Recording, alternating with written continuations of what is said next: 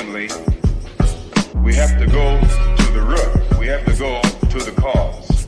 Dealing with the condition itself is not enough. Dear Mr. Massa, I'm just trying to mind my own business. What's the matter? It's just another day, another black king captured. I'm about to lose my brain, stuck inside this ghetto rapture. I got a lot of smoke. If you want it, you can have it. They want a hat trick, but this is black girl magic. Ain't talking about the kind that'll make you disappear, but I'm talking about the power of the melanin within. Ain't looking for trouble, but I'ma say this one time. I put two dukes up if you try to touch mine. We still want justice for Tamir and Trayvon. You say you don't see color, but racism ain't blind. They targeting little kids whose skin look just like mine. So I'm paranoid, it's a war zone outside. And I'm a black queen, so if you ask me to step out of my car, you gon' have to snatch me. Cause I ain't going no damn well. Had to spend my whole life living unfair.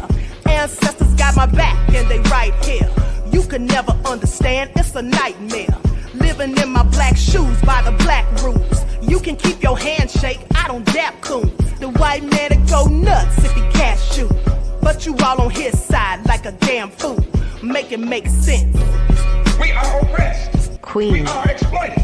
We are downtrodden. Make it make We are sense. denied not only civil rights, but even human rights. Ahmadiyyah. So the only way we're going to get some of this Ahmadiyyah. oppression and exploitation Queen. away from us or aside from us is come together Queen. against the common enemy. Who taught you to hate the texture of your Ahmadiyyah. hair? Who taught you to hate the color of your skin? Ahmadiyyah. Parents, pay attention to the books, the school system, even to your little children. Lies mixed with wisdom. His skin too bright, so he was blind to the prison. My skin just right, so I collide with division. You trying to pray to God, but we tired of religion. No savior saving, we got to save our savings. We used to pay miss, how we gon' make the slave rich? But who's to blame, and tell me why you complaining? We need a team effort just to rule the nation. Like a bad relationship, missing communication. We missing moderation. They're trying to get a poison to my population. No reparations, I'm getting tired of Satan. We are oppressed. Queen. I'm getting tired of waiting. We are downtrodden. Queen. We are denied not only civil rights, but even human rights. Ahmadiyyah. So the only way we're going to get some of this Ahmadiyyah. oppression and exploitation. Queen.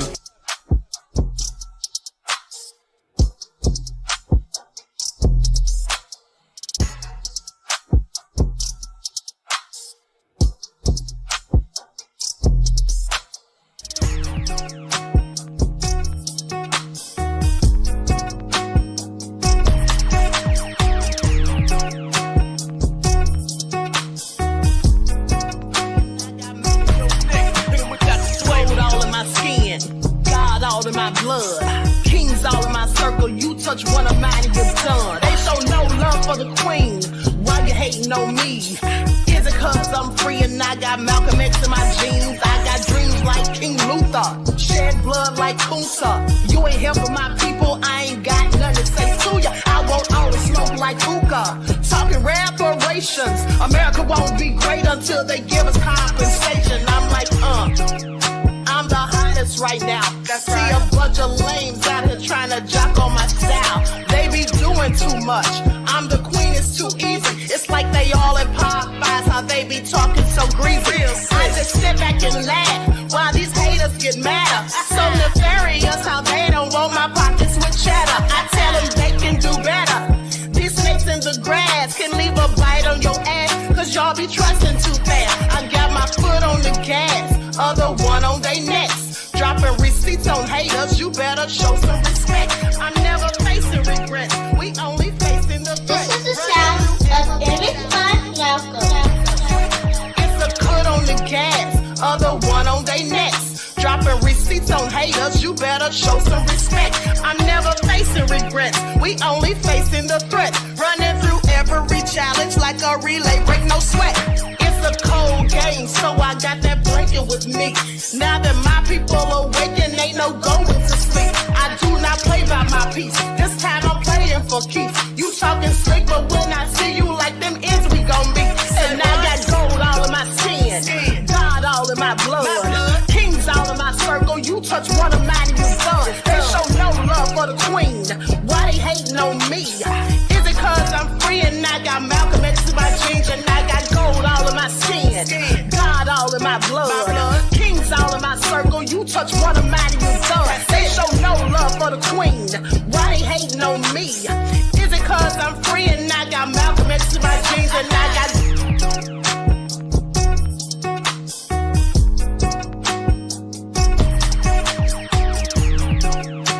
This is the sound of Emmett Fun. All right. Hello, everyone. Grand Rising. Thanks for tuning back in once again to the original Queen Ahmadiyyah Shakur show. I'm your host, Queen Ahmadiyyah Shakur, and this is your morning wake-up call. So as you're coming in, please feel free to go ahead and subscribe to the channel if you haven't done so already. Be sure to click that notification bell and click the word all so you're notified each time the Queen Goddess goes live. Also, don't forget to like and share this video. You all know how they do the Queen, okay? So let's see who's in here. And as per usual, for anybody who doesn't like what the Queen is cooking, you already know what to do. Exit stage left. For everybody else, don't forget to follow me on Instagram at Dr._A_Shakur, TikTok at Dr. A Shakur, and Twitter at DGoddess27. Also, please double check to make sure that you're still subscribed to the channel, especially if you have not been receiving notifications. Someone told me they had not been receiving notifications. I hear it every day. Hello, love her. Diane Nash is in the house. Eric, Silent D, Hundia. All right, shout out to my moderators putting in work. Okay, Denise is here. Aboriginal woman. Love her. Soulfully sowing seeds. The lovely T, Honey 69. Internet goulash. Juju said the Queen is queenie. Naja is here. Claudette. T. Randall. Miss Evie is in the house. All right, let's get into it. Bronze Flat Power God. Anita Harrell. Jelaine. Bithia is here. Okay. Desmond at Crazy Beach Aries. Breezy is here. All right, let's get this party started. Everyone, please get those likes up. G from the land, I see you. I see you, beloved. All right. So shout out to all my loyal royals. I see you, Mission Vision, in the house. Okay. And everyone tuned into the Queen. Let's get the likes up. And I apologize for having you all waiting so long. YouTube has something crazy going on. I don't know what's up with them. Emma's is blessed. CJ the cat is here. All right. Eva. Deronda. Okay. Wave there. I see you. Mahogany Brown is in here. Okay. So let's get started. Let's get started. I was getting a message on my streaming service from YouTube. I don't know what was going on. Hopefully it's fixed. Now, for those who missed it, let's do a brief recap over yesterday and those nefarious legal documents. Because once again, Diddy is the talk of the town and the internet. Hold on, let me pull up this TikTok I did real quick.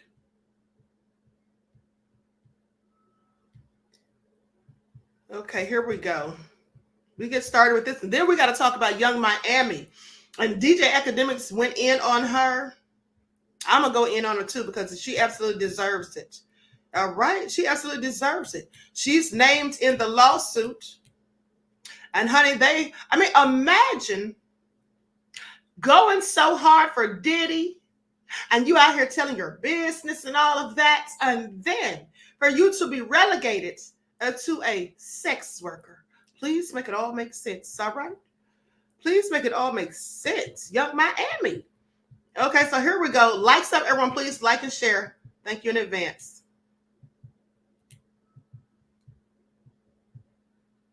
Hello, everyone. I'm Dr. Ahmadiyyah Shakur. I just read through the legal docs of the new lawsuit filed against Diddy, and it's worse than I thought. Let's get into it.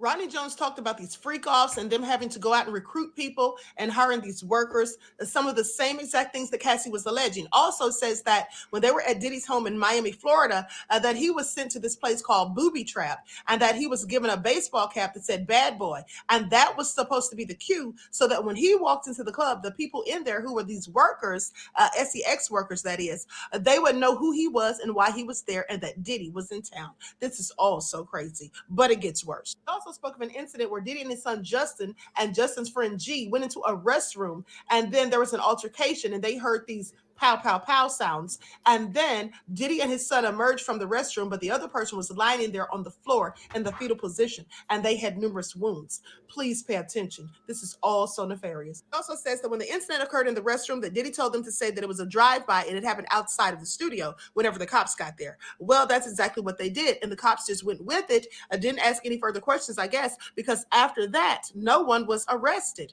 And even though there was a pool of red stuff on the floor in the restroom. Jones says that this woman here, Christina Karam, also known as KK, she's Diddy's chief of staff, and she was one of the people responsible for going out and recruiting. He compared her to Ghislaine Maxwell. Christina Karam is also one of the people listed as a defendant in the lawsuit. This is Ethiopia Habtemariam. Now, she also is named in the lawsuit, and she's the former CEO of Motown Record. These people are named in the lawsuit because Jones is accusing them of having aided and abetted Diddy in many of the things that he was doing. He also talked about a lot of illegal things going on. This is Lucian Charles Grange, and he's the CEO of Universal Music Group. Now, he also is listed in the lawsuit as a defendant, and Jones basically said that Diddy would promise him that he would hook him up with these big-time people in the music industry, and this was one of them.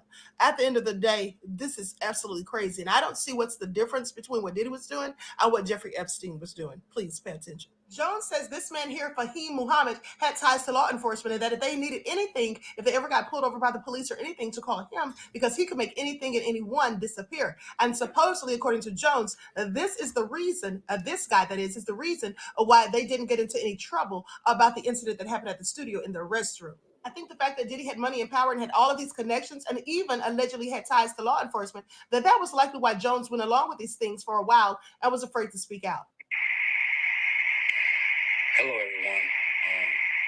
Until further notice, I will not be performing at any gigs or anything like that for security reasons. My family, friends, and everyone close to me, it just feels like there's a lot of potential threats, and everybody's just telling me what he's allegedly capable of. Prayers for the young man's safety, because at the end of the day, he has every reason to be concerned, especially if it's true about Diddy having ties to law enforcement. Also, it's a shame that Diddy got his son Justin dragged into this.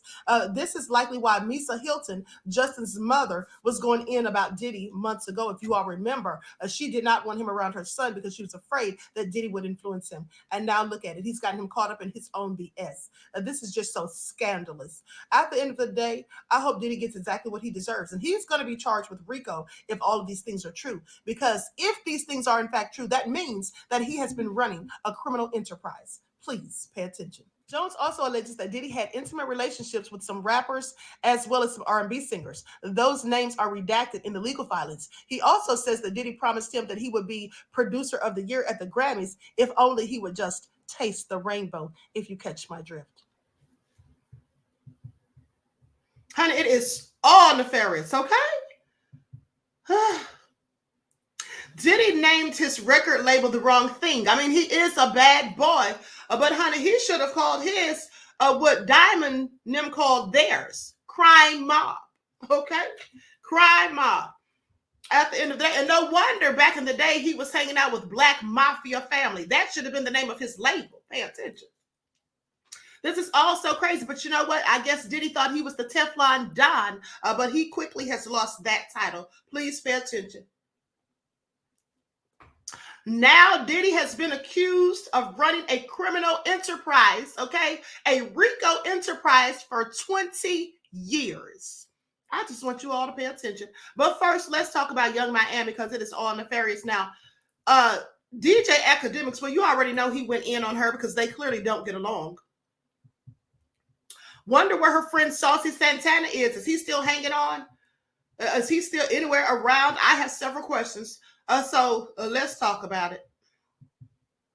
Likes up, everyone, please like and share. Now, here's a report that came out yesterday saying who's named in latest Diddy lawsuit: Young Miami, Cuba Gooding Jr., Justin Combs, and more. The legal action stems from allegations made by Rodney Lil Rod Jones Jr., who's suing the Bad Boys record founder for $30 million.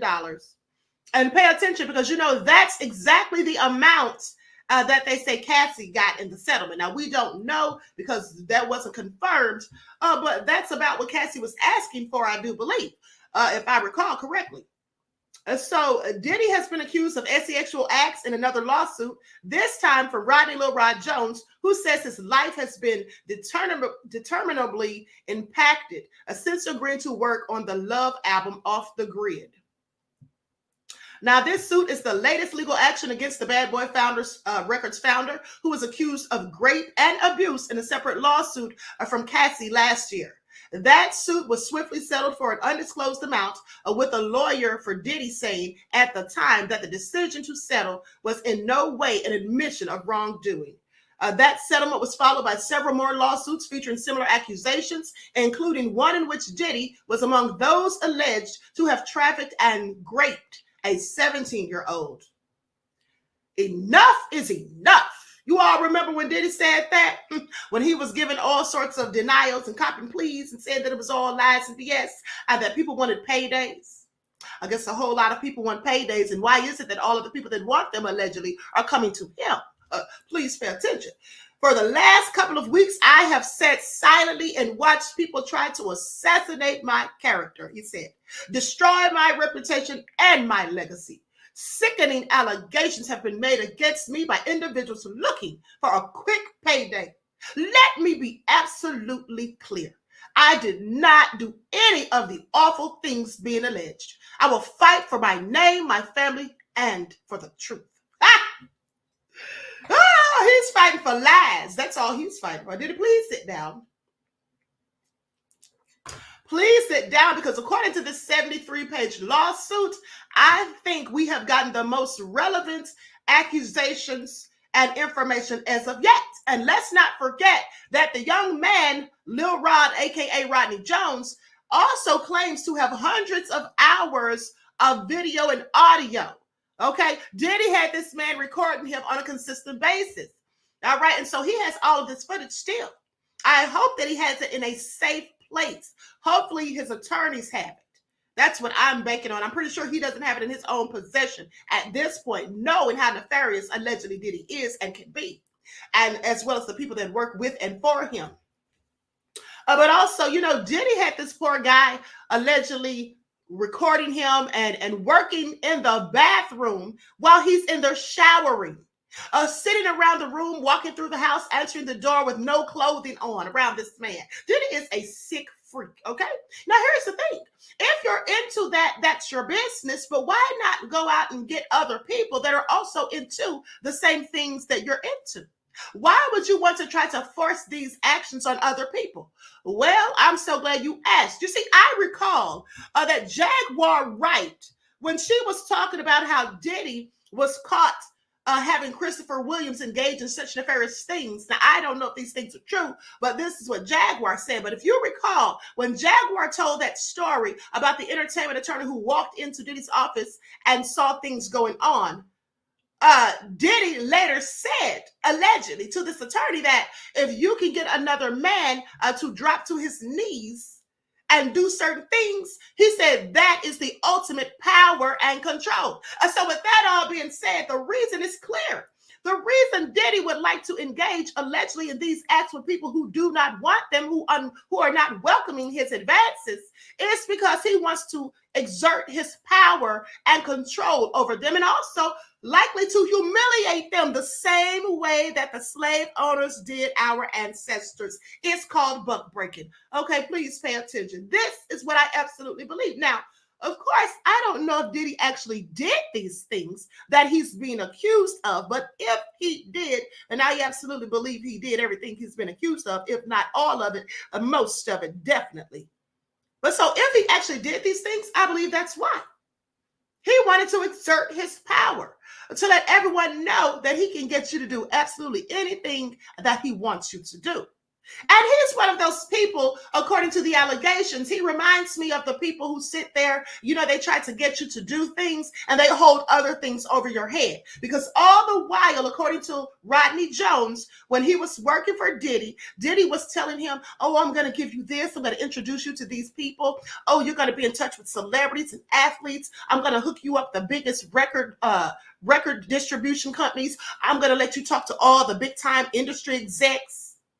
He's sitting there telling all these lies just to keep this man dangling by a thread, having him work on his love album Off the Grid and doing 9 songs, putting in hours of work, traveling with him from September of 2022 to November of 2023. And during all of this other extracurricular nefarious activities that he had this man doing, okay, through threats and intimidation tactics, mind you, just like he's a whole mafia boss, only to turn around and not pay him, didn't want to pay him, and then offered, after Jones was requesting his funds, offered to only give him a mere $29,000. You mean for all of those months of work, you want to give him $29,000?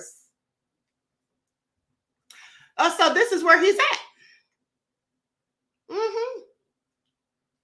This is where he's at. Okay? This is where he's at. Facing more allegations, and these are even more nefarious than the first, as far as I'm concerned. And here's the thing. These nefarious people that allegedly are in cahoots with him, they're going to start getting real worried real soon, because you see how other people are being brought into his BS. You know, like Cuba Gooding Jr., okay, like Lucian Charles Grange, all right, Ethiopia Habitamariam, Christina Karam. You see how all of these people's names are getting brought into his BS? Okay, how many other people? Because now we know that there are allegedly rappers and R&B stars involved in this foolishness. Now, one can only speculate because the names have clearly been redacted in the filings. But who's to say some of those names, if not all of those names, won't eventually come out? What do you think about that? Another thing, too, let's talk about that incident where he and his son Justin and Justin's friend G were at the Chalice studio. And then Diddy allegedly told them to lie and say that G was shot in a drive-by that happened outside of the studio. But never mind, the blood was inside the studio. And I'm going to go ahead and show you all the picture. It's really not that bad. I didn't show it to you yesterday. But hold on, let me pull this up. Nobody knows. Oops, sorry. Now, he told everybody to go along with that lie. You see that whole bathroom, restrooms in disarray? So with that all being said, he has people, or had people, are so afraid of him that they're willing to risk jail time, lying, and trying to cover up his BS. Now, I tried to find information on exactly what happened when it was reported. You know, what was reported about that incident that happened at Chalice Studio. Now, first of all, let me show you a clip of the studio. It's very nice, and there has supposedly been a lot of famous people who have gone there, including Beyonce. Let's take a look.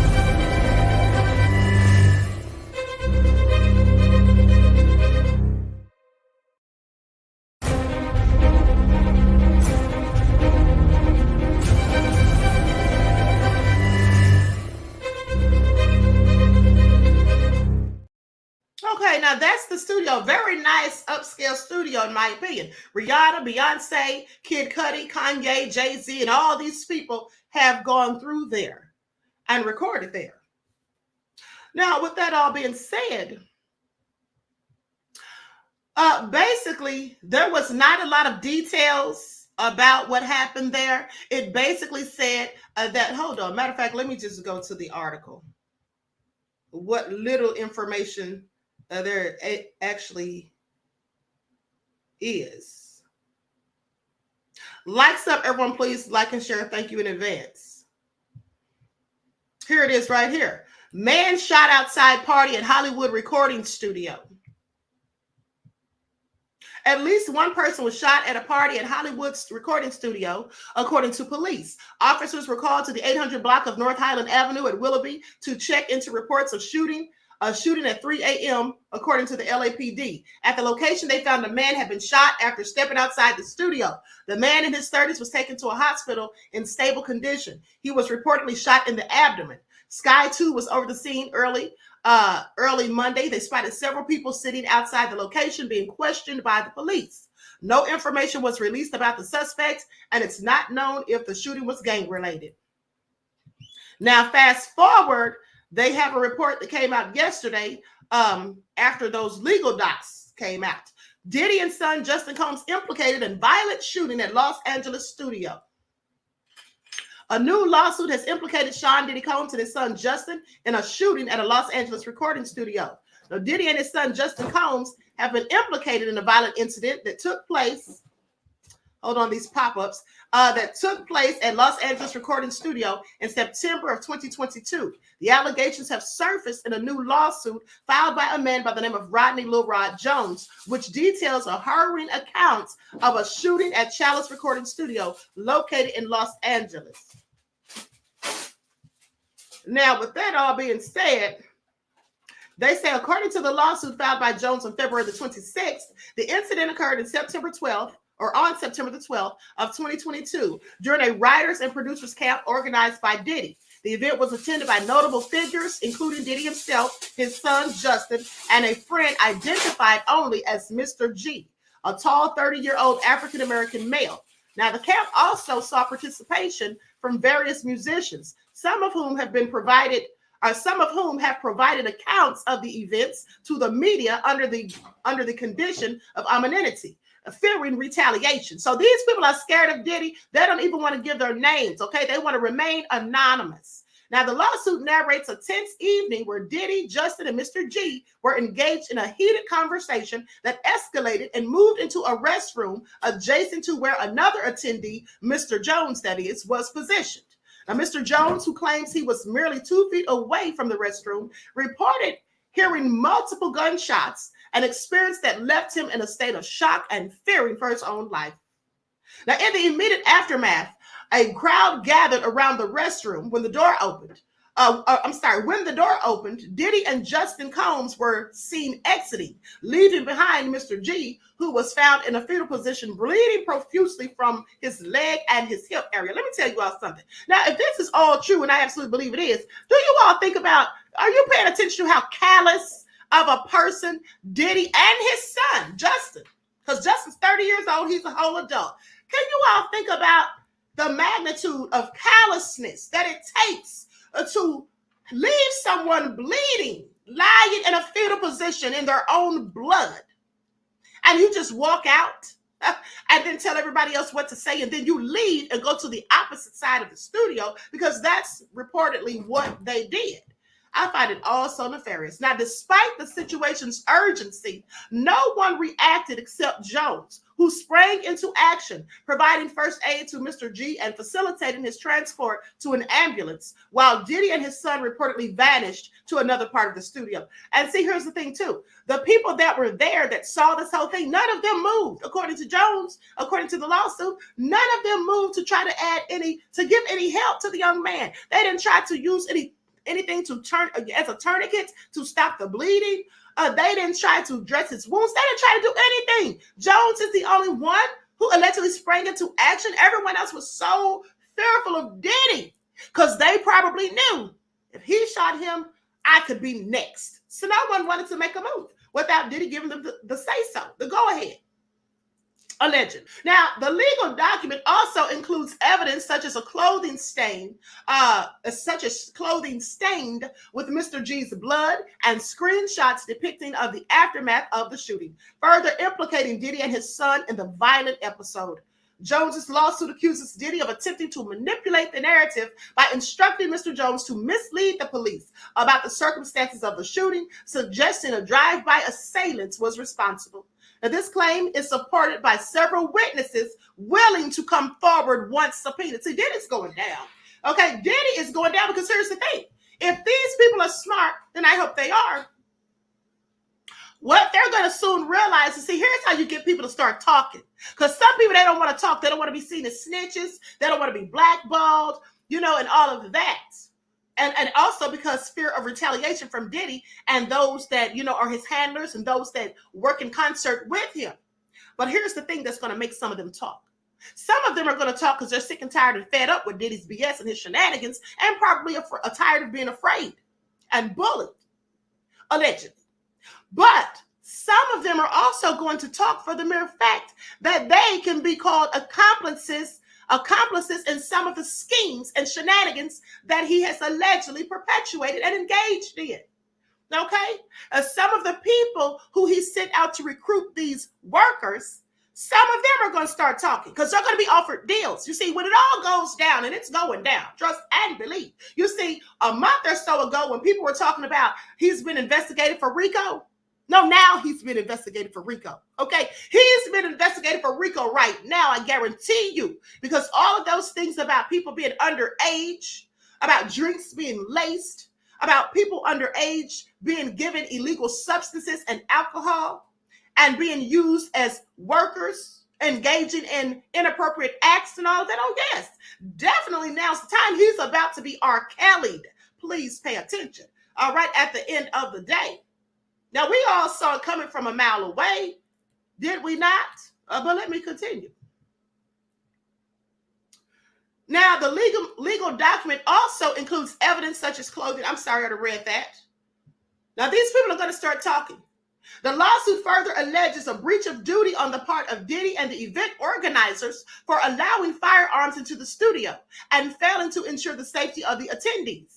As a direct consequence of the shooting, Mr. Jones claims to suffer from PTSD, severe anxiety, depression, and insomnia. And here's the thing. This is what's going to bring the walls crumbling down about this whole shooting incident. Where is Mr. G? Where is Mr. G? Because he's most definitely going to be subpoenaed. And what is he going to say? If he's smart, he'll start singing like a mockingbird and tell everything he knows. Mr. G was likely paid off. Now, this is just my assessment. He was likely paid off in the first place to let that story about some random person committing a drive-by, to let that fly. But when it all goes down, he's probably going to have to walk up in there and testify too, even if it's as a hostile witness. And they wouldn't have to, beg me to come there. I'd go willingly. You shot somebody and left them lying on the floor in a pool of their own blood? Allegedly? Yeah. So anyway, the claims are part of Rodney Jones's $30 million lawsuit against Diddy. Jones claims Diddy groped him, touched his blankety blank betwixt his cheeks, and provided underage girls illegal substances and liquor and other sordid claims. Diddy has vehemently denied the allegations in Jones's lawsuit through his attorney via a statement to TMZ. Said, "We have overwhelming, this indisputable proof." And I want you all to remember these words. I want you all to remember these lies, because I think these are all lies and BS.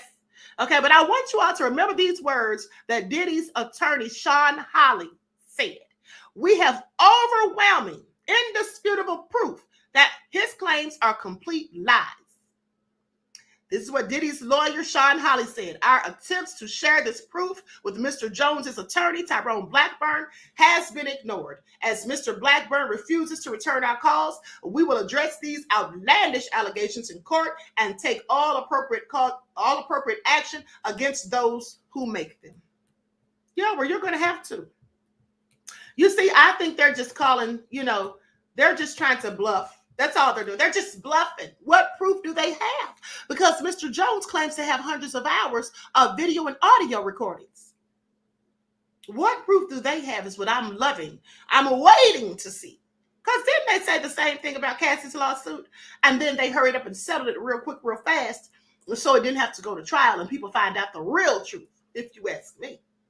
Now, with that all being said, let's talk about Young Miami. Now, here's what they say.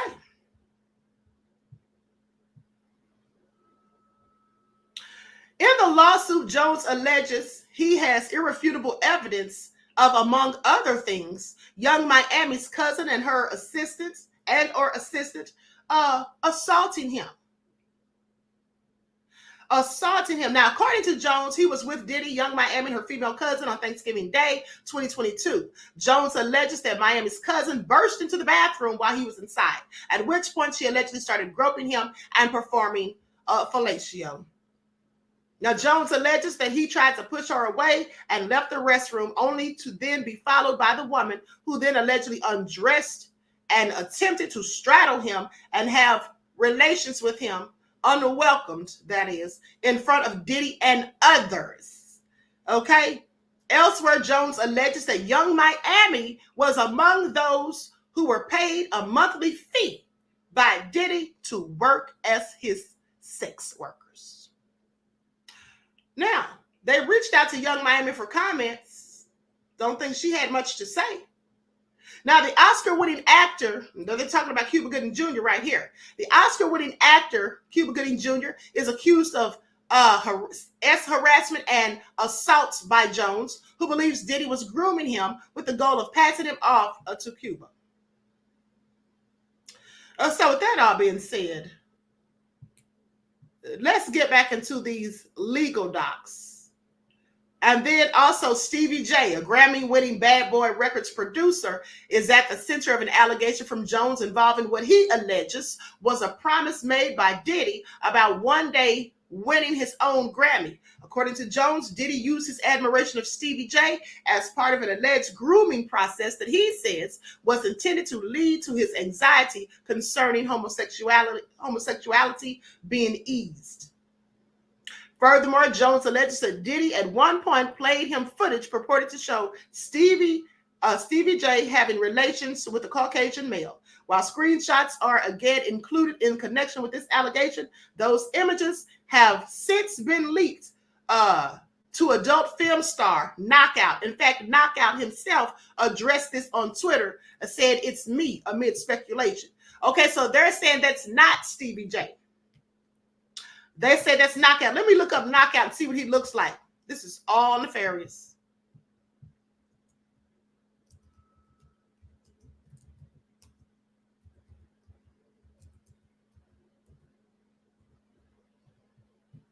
Likes up, everyone, please like and share. Thank you in advance. They don't look alike to me, but hey, hold on.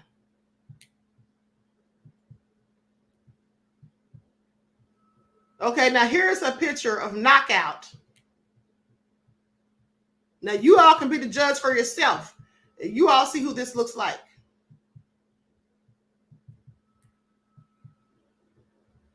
That's Knockout right there with the beard. That's Stevie J. And then that's the person in the picture right there. It's not a clear picture.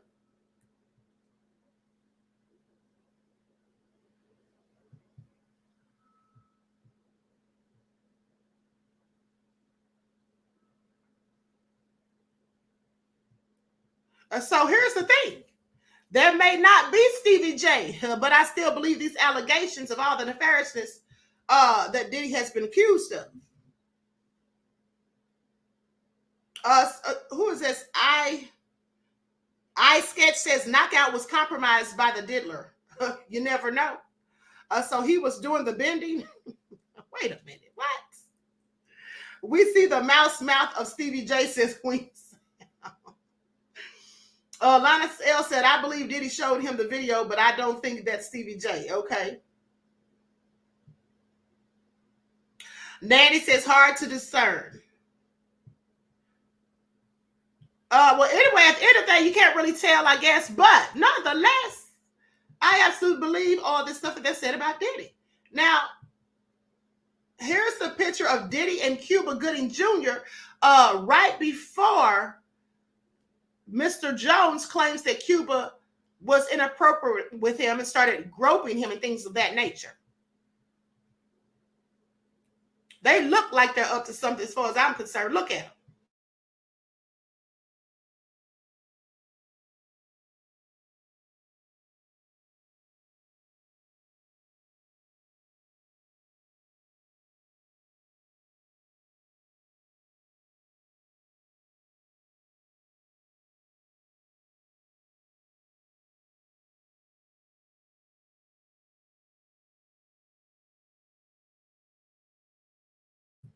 with that all being said, here's the thing.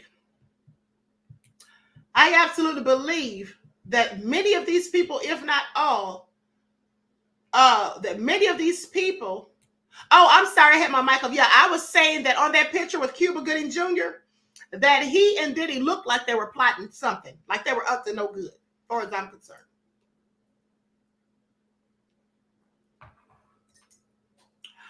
Nessa G said, didn't Stevie J's baby mama say something about this video years ago?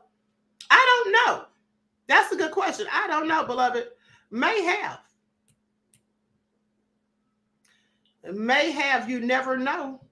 At the end of the day, buddy, he said it's not him. Okay, so I'm not going to argue with that because at the end of the day, the images aren't very good. But here's the thing. Hold on. Here's another article. Hold on.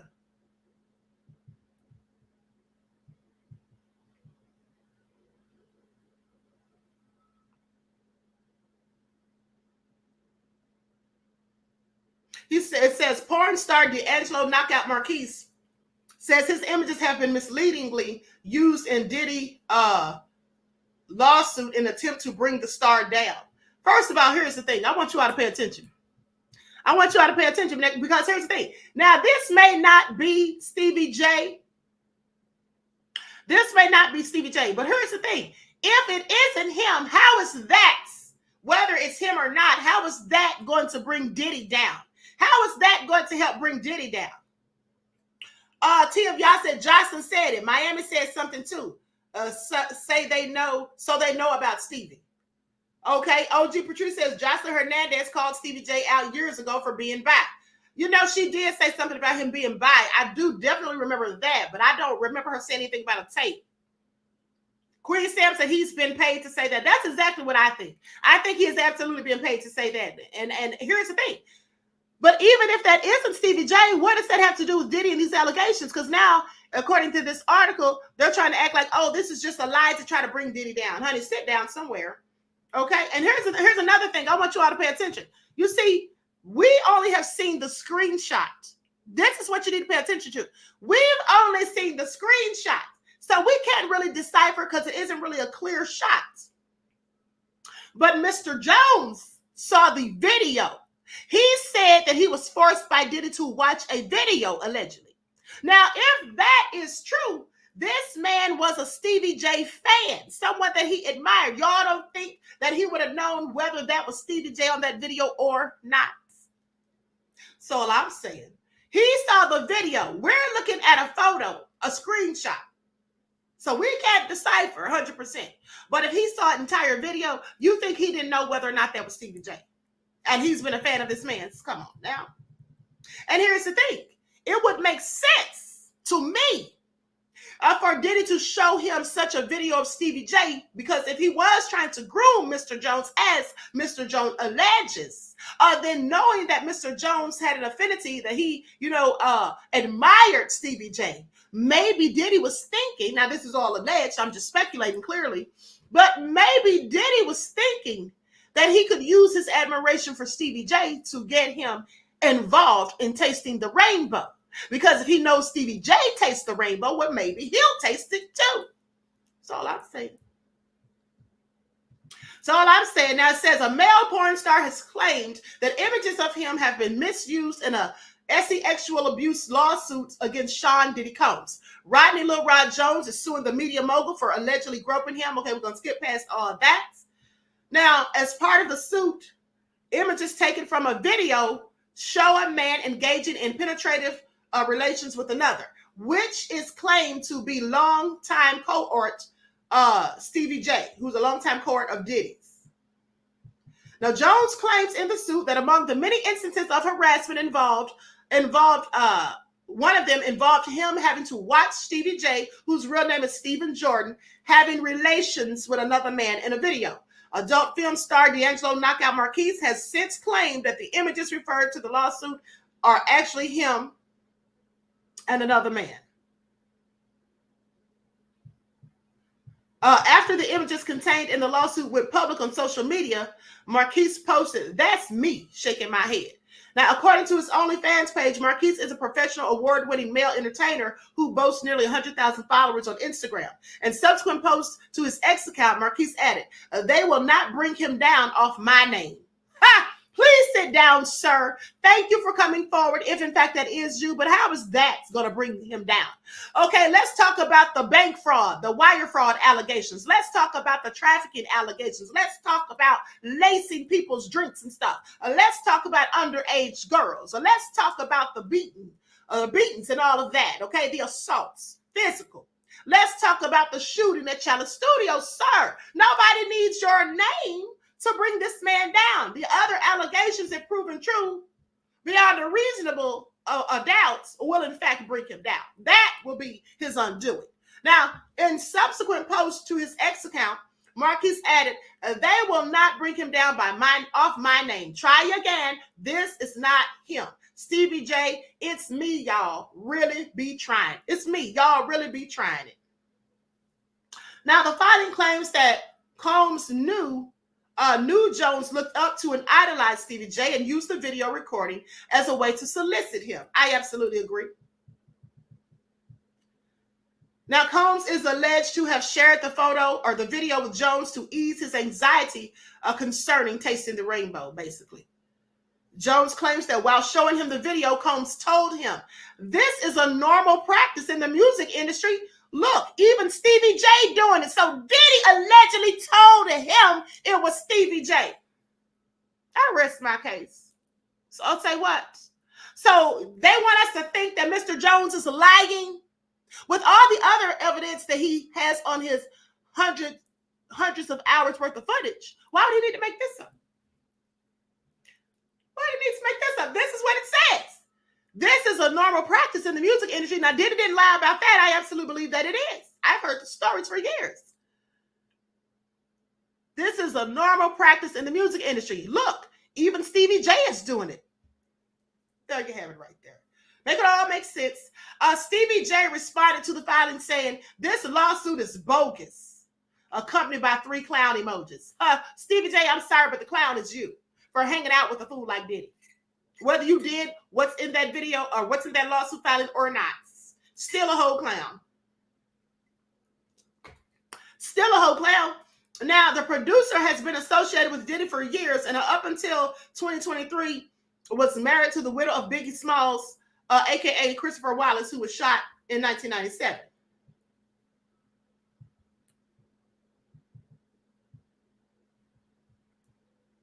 I don't know, y'all. I do not know. I do not know. Now, the suit filed in federal court in New York accuses Combs of repeated instances of unsolicited groping and sexual touching of Jones. Combs recruited Jones in August of 2022 to produce some of the songs on the R&B album, The Love Album, Off the Grid, which was nominated for a Grammy after its release in September of 2023. Mr. Jones agreed, and his life has been detrimentally impacted ever since. He says for more than a year, he endured constant unsolicited, unauthorized groping and touching of his blankety blank betwixt his cheeks at Combs' homes in Florida, Los Angeles, and New York, as well as on a rented yacht in the U.S. Virgin Islands. Okay, so now with that all being said, allegedly, Diddy told him it was Stevie J.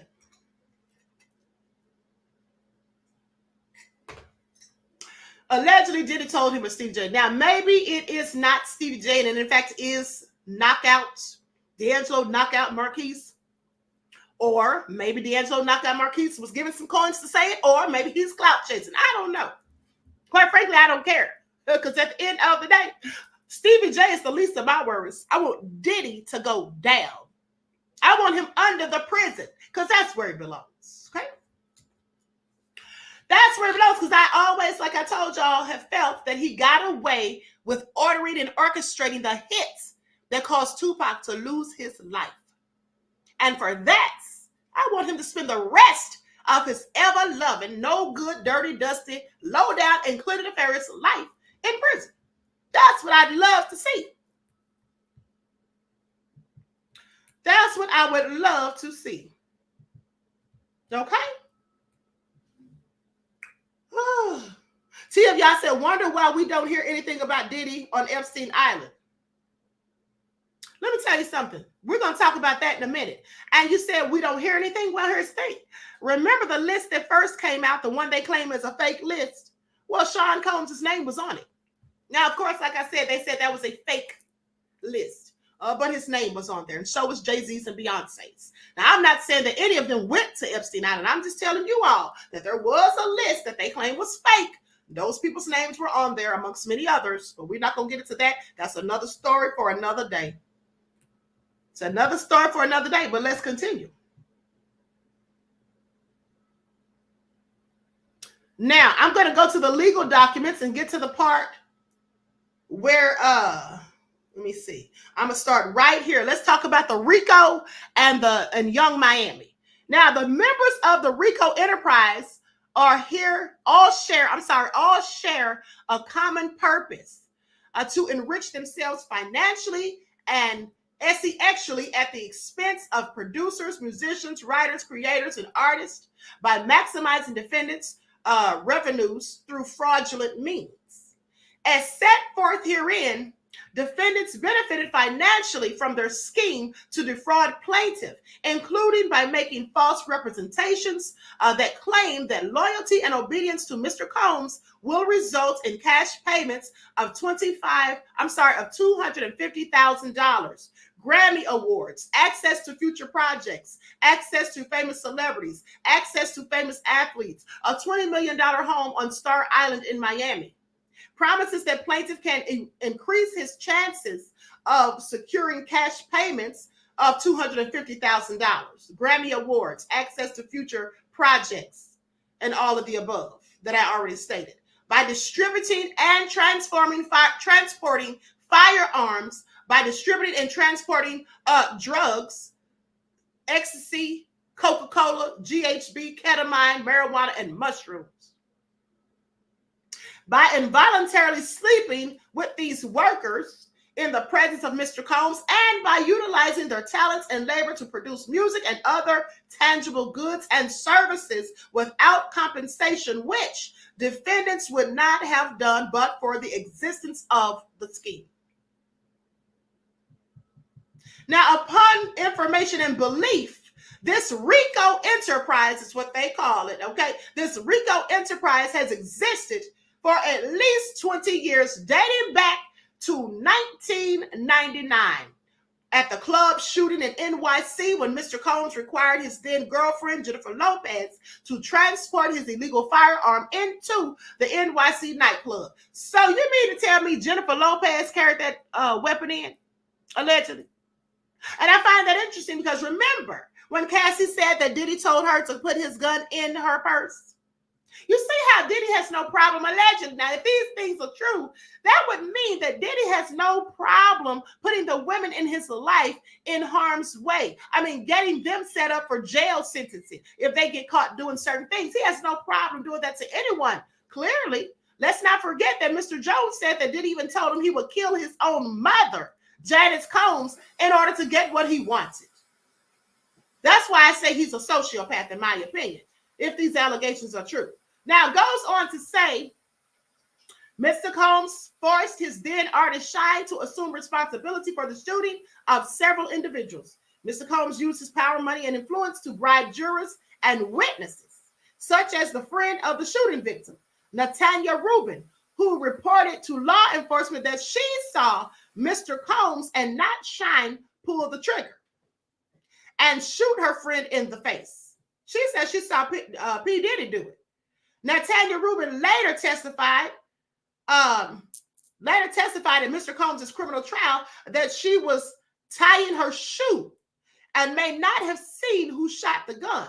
She later confessed that Mr. Combs paid her. Did y'all know that? She later confessed that he paid her. Isn't that something? I'm sorry. How has this man gotten away with all of these shenanigans for decades? Save for the fact that he has to, in fact, have some type of ties with law enforcement, just as Mr. Jones alleges in the filings. That's the only thing that makes sense, and not to mention his handlers, of course. Now, it goes on to say the RICO enterprise continued throughout the years, including during Mr. Combs' 10-year relationship with his girlfriend, Cassie Ventura. According to Ms. Ventura's civil complaint, this RICO enterprise continued in their relationship. Her relationship with Mr. Combs forced her to carry his gun in her purse, forced her to engage in unwanted sexual acts with male prostitutes / sex workers, forced her to consume dangerous amounts of ecstasy, Coca-Cola, and GHB, ketamine, marijuana, and alcohol, and paid a member of his security team $5,000 to blow up the vehicle of Kid Cudi because he was jealous and insecure of the relationship. The RICO enterprise continued from September of 2022 to present day, as evidenced by the hundreds of hours of video and audio recording that the plaintiff has in their possession. Diddy, you're going down. Diddy, you are going down. Okay? I'm sorry. It's a wrap. It is a wrap for Diddy. I'm telling you, this is the nail in his coffin. What more do we need? This is the nail in his coffin. If these allegations are true, it's over. And the fat lady has sunk and taken a bow, and the curtains are closed. Diddy is going to be sitting in a cell right next to R. Kelly, just like I told y'all months ago. It was only a matter of time. It was only a matter of time. But let me continue, because I'm loving every minute of it, because I can't stand Diddy. And Floyd Mayweather said there talking about he's not going to condemn it. Everybody makes mistakes. We all make mistakes. This is not a mistake. Okay? This is a whole entire alleged criminal enterprise with all of the nefarious makings of a whole mafia, okay, or a cartel. But let me continue. Allegedly. Goes on to say, defendants Sean Combs, Justin Combs, Christina Karam, his assistants and staff all orchestrated, participated, managed, and executed the RICO enterprise by purchasing and distributing ecstasy, cocaine, GHB, ketamine, marijuana, and mushrooms by purchase and distributing firearms. So a whole arms dealer, allegedly. By requiring the solicitation of sexual encounters with prostitutes, workers, and minors, and by forcing artists, creatives, musicians, and producers to utilize their talents and labor to produce music and other tangible goods and services without compensation. The RICO enterprise has functioned as a continuing unit and maintains an ascertainable structure, separate and distinct from the pattern of racketeering activity. He's the one who needs to be on trial instead of Young Thug and YSL, far as I'm concerned. This is all crazy. This is all crazy. Now, it goes on to say, as part of this scheme, defendants required their artists and all of these other people, you know, the artists, creators, musicians, and producers to visit strip clubs wearing exclusive, authentic bad boy merchandise and to use the name and reputation of Mr. Combs to solicit the workers and prostitutes. And here's the thing, how you know that this is all adding up and making sense. Because do you all remember? See, here's the thing, you got to pay attention, because these people filing these different lawsuits against Diddy, they're all saying some of the same things. You remember the girl who was 17 at the time, I believe it was 2004, when she was allegedly approached by Harv Pierre for Diddy and some unknown man, and then flown from Detroit to New York City to meet with Diddy, the woman known as Jane Doe in the filings. Now, if you remember, isn't this what she said? Isn't this very similar to what she said? Hold on.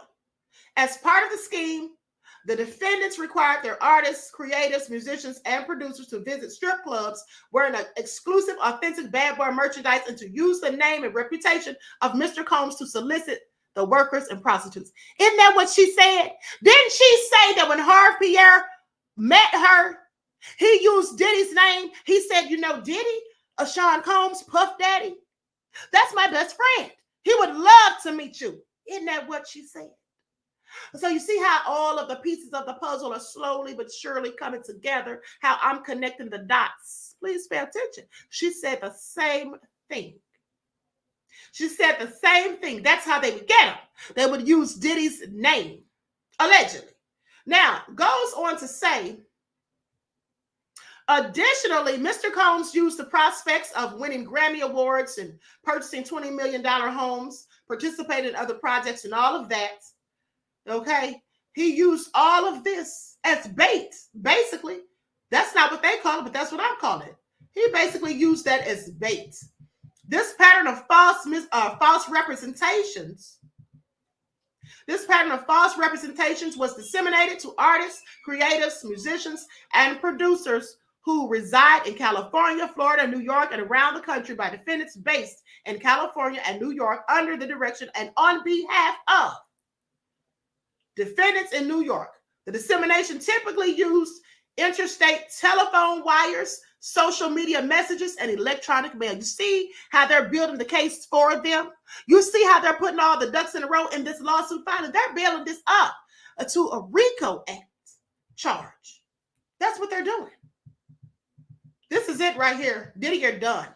Okay? Stick a fork in him because he's clearly done at this point. Now, the true nature of defendant's scheme was left undisclosed, was omitted, and or was affirmatively misrepresented, all to fraudulently increase defendant's profits, at least some of which were used to expand the enterprise, causing further injury to Plaintiff Jones and other unwitting artists, creatives, musicians, and producers. Some of these people are going to start talking next. Some of these people, they're going to come up out of the woodwork next because they already know at this point they're going to likely be subpoenaed. And some of them are willingly going to comply, knowing that they're going to be subpoenaed. Some of them have already even agreed to it. Some of them have already said, yeah, I'll talk, but I want to remain anonymous. Some of them have already talked and remained anonymous. So it's just a wrap. Now, his lawyer, Sean Hawley, sitting there telling all this BS, talking about they have indisputable proof. Well, you better bring everything you got because Diddy is finished. Defendants provided or profited from the enterprise, and Plaintiff Jones suffered because the enterprise diminished Plaintiff Jones's finances due to 13 months of non-payment and diminished Plaintiff Jones's health through consistent drugging and forced sexual encounters with prostitutes and those workers. Defendants used the proceeds from the scheme to advance the scheme by funding and operating their marketing machine, including through the use of mail, social media, word of mouth, and interstate wires to sell the illusion that Mr. Combs was serious about the talents and skills of the artists, creatives, musicians, and producers, and wanted to use those skills to make music when nothing could be further from the truth. See, Diddy is allegedly a liar who lies. Defendants provided their artists, creatives, musicians, and producers with this misrepresentative information, including via email all over interstate wireline communication systems and obtaining free labor, the distribution of illegal substances and firearms, as well as prostitutes, those workers, and minors. Defendants obtained revenue via wire transfers, documents, and banking transactions that were exchanged via electronic means over interstate wires, thereby growing the enterprise and causing further injury to Plaintiff Jones as described throughout. The defendant's scheme was reasonably calculated to deceive Plaintiff Jones, artists, creatives, musicians, and producers of ordinary prudence and comprehension through the execution of their complex and illegal scheme to misrepresent the effectiveness of soliciting prostitutes, sex workers, and minors and distributing drugs and guns that did not, would not, and could not lead to securing Grammy Awards, purchasing $20 million homes, participating on future projects, $250,000 cash payments, and meeting influential music industry executives such as defendants Lucian Charles Grange and Ethiopia Habtemariam. Plaintiff Jones would not have lived with Mr. Combs for 13 months, missing out on birthdays, holidays, and family events, but for the illegal racketeering scheme operated by the defendants. Now he's charging all of them. He's calling all of them out. He's accusing all of them listed in that lawsuit, except for Justin. He's not including Justin in the racketeering and the RICO enterprise, and he's not saying him, but the rest of them that are listed, he's accusing all of them of participating in a racketeering scheme and accusing Diddy of having done so for a period of at least 20 years, from 1999 until current. Defendants each had the specific intent to participate in the overall RICO enterprise and scheme to defraud Plaintiff Jones, and each participated in the enterprise as follows. Defendants: Lucian Charles Grange, Ethiopia Habitamarium, Combs Global, Motown Records, Love Records, and Universal Music Group control and participate in activities of the enterprise in a variety of ways as set forth herein, including but not limited to developing and marketing scores and writing camps. This is all so crazy. And listening party services that are marketed to innocent, unassuming artists, creators, musicians, and producers who are vulnerable and seek of opportunities to work and share their craft. See, let me tell you something. Now, as you said, my brain is on overload, Queen. Mine is too. Let me tell you all something, though. Michael M. said they all fall down. Exactly. You see, these allegations, this all makes sense to me, because this would give us the reasoning for why Diddy's artists, why they're all broke. All these artists who claim that Diddy owes them money, they all said the same thing, that they weren't paid. Where's their coins? You see, Diddy has used people's talents allegedly to enrich himself, made promises that he didn't keep and had no intention of keeping in the first place. He used these people allegedly through lies, coercion, manipulation, humiliation, intimidation to get what he wanted. So much so that he made it to billionaire status. And this young man is saying nothing no different than what the rest of them have said. 112 total, Danity Kane, and others. Mace, Loon. But let me continue.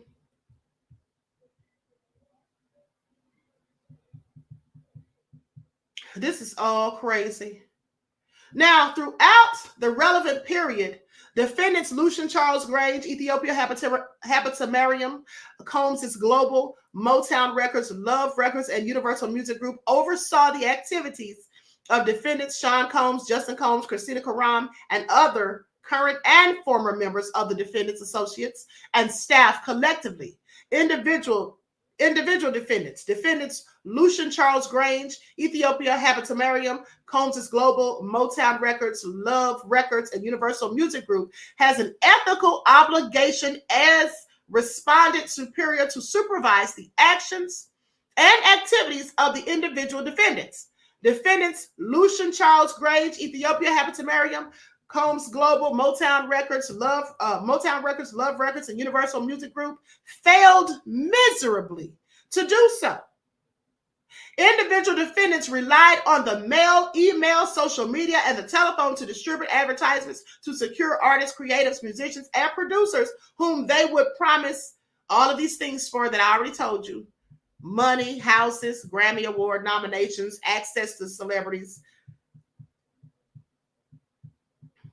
Now, in connection with defendants acting from New York, these defendants used the mail and interstate wires to solicit Plaintiff Jones and artists, creatives, musicians, and producers, and to use Plaintiff Jones and the artists, creatives, musicians, and producers to utilize their talents, well as the solicitation of sexual encounters with the prostitutes, the minors, and the workers, and the purchasing of distribution of firearms and illegal substances. Each of these acts was undertaken with the knowledge and the approval of all other defendants in the furtherance of the goals of their conspiracy. Basically saying that all of these people were complicit.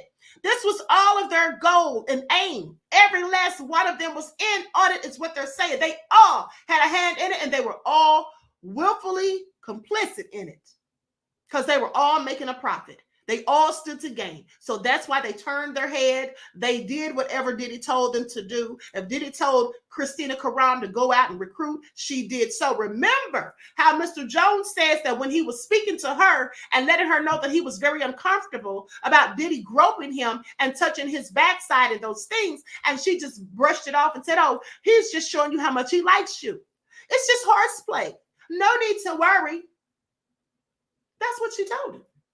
I wonder what they told those minors, allegedly, that they would go out and get for Diddy. This is all sad. This is all so sad. Defendants Lucian Charles Grange, Ethiopia Habitamarium, Combs Global, Motown Records, Love Records, and Universal Music Group directs, controls, and participates in the activities of the enterprise in a variety of ways set forth here within, including as the employer, the parent company, sponsor, and respondent superior of defendants Sean Combs, Justin Combs, and all of the above. Now, goes on to say, I'm going to skip past some of this. A lot of this is repetitive because this is very carefully drafted and put together. They keep listing all of these people because they want it to be known that they're blaming all of these people, that all of them are equally culpable in the victim's eyes, that they all are doing the same things. That's why they keep reiterating, Lucian Charles Grange, Ethiopia Habitamarium. That's why they keep saying all of their names, because for every point that they're making and expressing, they specifically wanted to be known that no, none of them were left out of any of this. They all were right there when all of this stuff was going on. Now, goes on to say, California and Florida and around the country, they relied on mail, email, social media, text messages, and WhatsApp messages to distribute interstate wires to disseminate the misleading information described herein, as well as to receive profits from the artists, creators, musicians, and producers from their forced solicitation of these workers and solicitation of sexual encounters with prostitutes and minors and purchasing and distribution of these illegal weapons and substances. Each of these acts was undertaken with the knowledge and approval of all of the other defendants. Every last one of them. Okay? Every last one of them. Now, it goes on to say that Robin Greenhill, the accountant, would ensure. Now, see, here we go, because somebody else is going to be in some big trouble, too. Somebody else is going to be in big trouble, too. It's getting hot in here. I'm going to have to cut this fan on. I have to heat up a little too high. Hold on, beloveds. Now, with that all being said, Robin Greenhill, the accountant, would ensure the wiring funds transfer or cash payments to the workers. She was the one that paid them. That makes her guilty too. If I'm out here purchasing illegal substances, I want illegal substances, and I give you the money, and there's the dealer right there, and I said, well, go give him the money and bring me back my stuff. You're guilty, just like I am. So she would ensure, Robin Greenhill, I don't know if that's a male or female, but they would ensure the wire transfer, the wiring of the funds transfer or cash payments to the workers. Frankie Santella, Moy Baum, Brendan Paul, and KK is Christina Coram, would also be responsible for ensuring payment to the workers in cash. Young Miami, please pay attention. Young Miami, Jade, and Daphne Joy were paid a monthly fee to work as Mr. Combs' sex workers and received payment via wire transfer and from Robin Greenhill, which outlined defendants' ongoing criminal operations. See, this is all going to bring them down. Because here's the thing. Why do you all think? Dad said, Queen, I'll take some of that heat.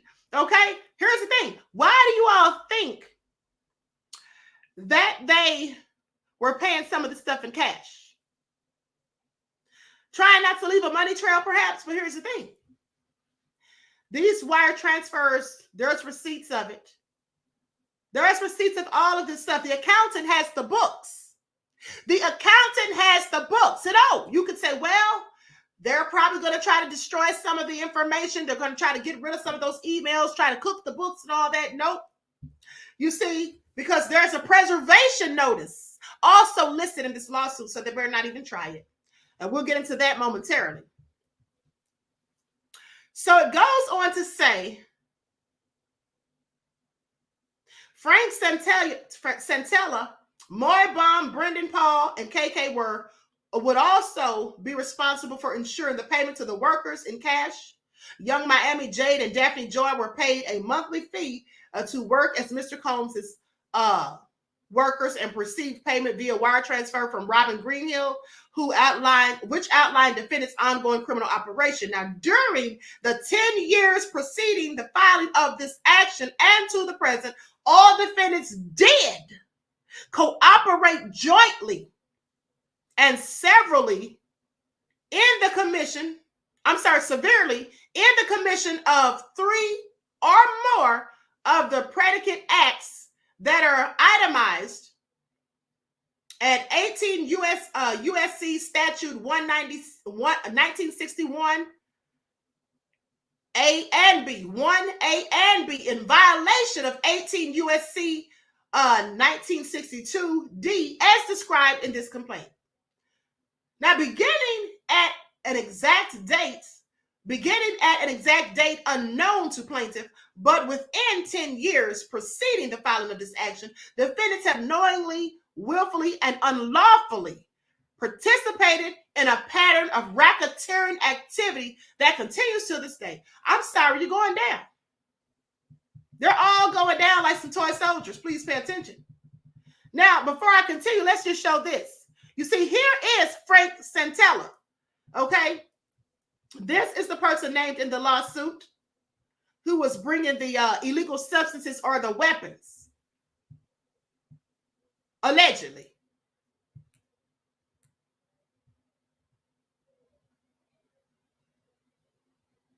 Hold on. This is him right here. That's him and Diddy right there. This is Moy Baum.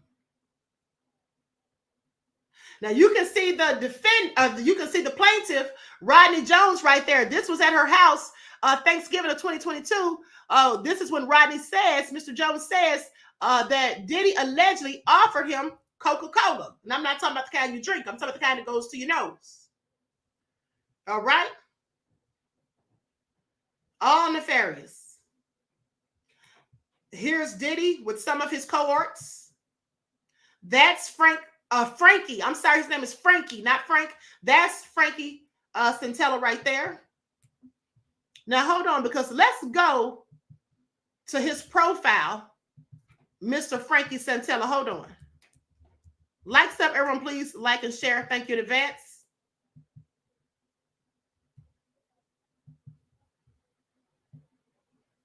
Okay, so let's see what he's all about, because this is his LinkedIn profile. I'm going to share the screen so you all can see this, because I did my research on him. Okay, now you see right here. Can you all see that? Let me try to zoom in so you can see it better.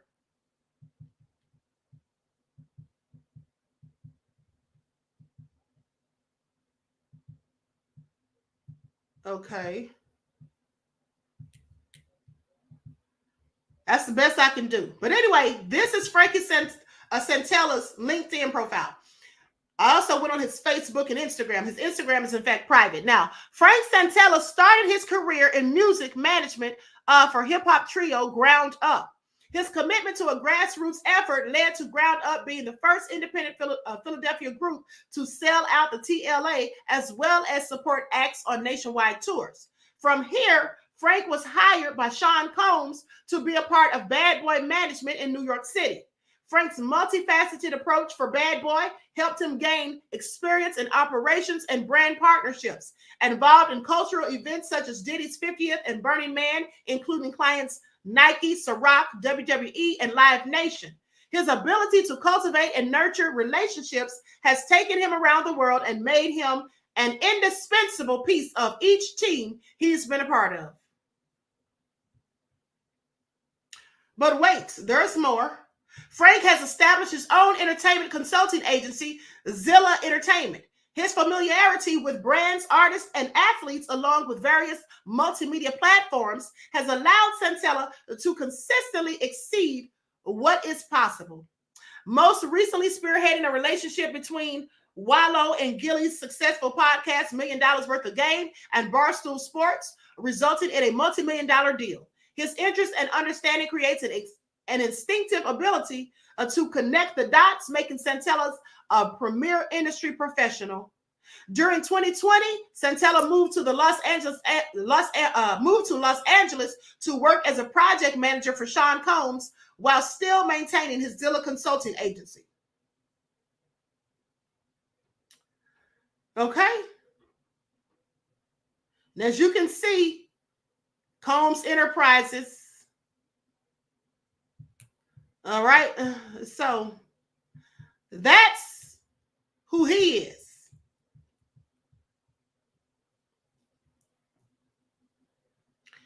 And that's who he is. For more information.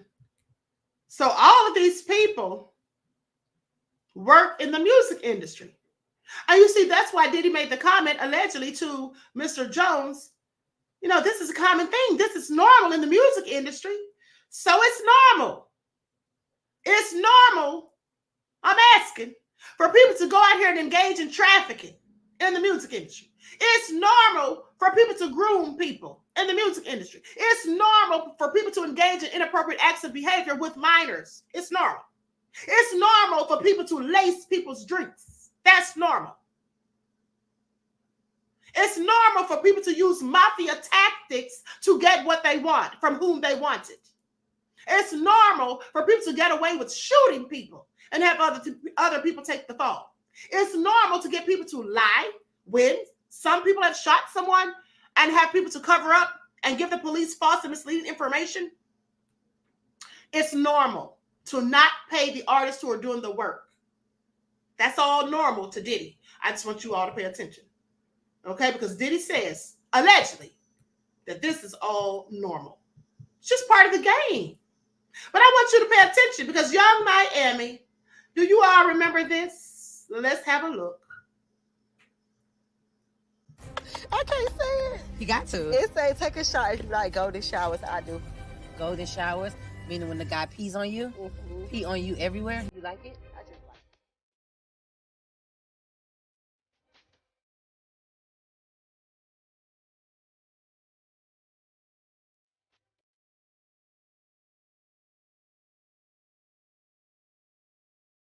It's fun. Yeah. Like, you know when you drunk and And they just peeing all over your body? you just pee in the shower.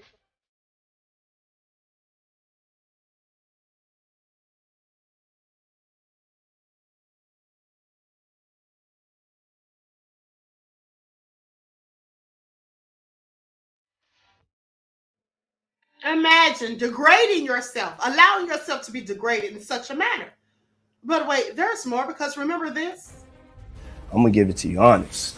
I ain't trying to be lying, ducking, hiding, hurting nobody's feelings. None of that. I feel like you single where we go together.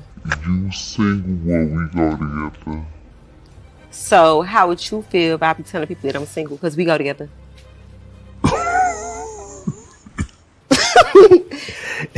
I'm not laughing. Yeah. Hold on. It ain't no hold on. We go together now? Real bad. Whatever you say. I like that. Now she said and did all that only to now be relegated to the title of an sex worker.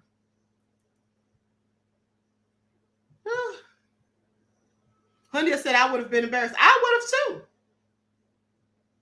I would have too. Okay? Make it all make sense. But let's go to what DJ Academics said about her. Because you know he had to go in and give his 2 cents because they do not get along.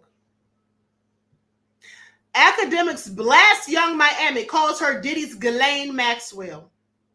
She's the new Ghislaine Maxwell of the freak-offs. Academics has blasted Young Miami after the rapper was mentioned in the $30 million sexual assault lawsuit a music producer recently filed against Sean Diddy Combs. So on Monday, Academics took to X, formerly known as Twitter, after the news of the latest accusations against Diddy broke, comparing Young Miami to convicted sex trafficker Ghislaine Maxwell. He says, it's Young Miami's fault Diddy is back in the news. I told her to shut the F up and she wouldn't stop. And now look, a ninja making claims versus Diddy. At Young Miami, stay in a place and shut the F up. You getting your sugar daddy into too much problems.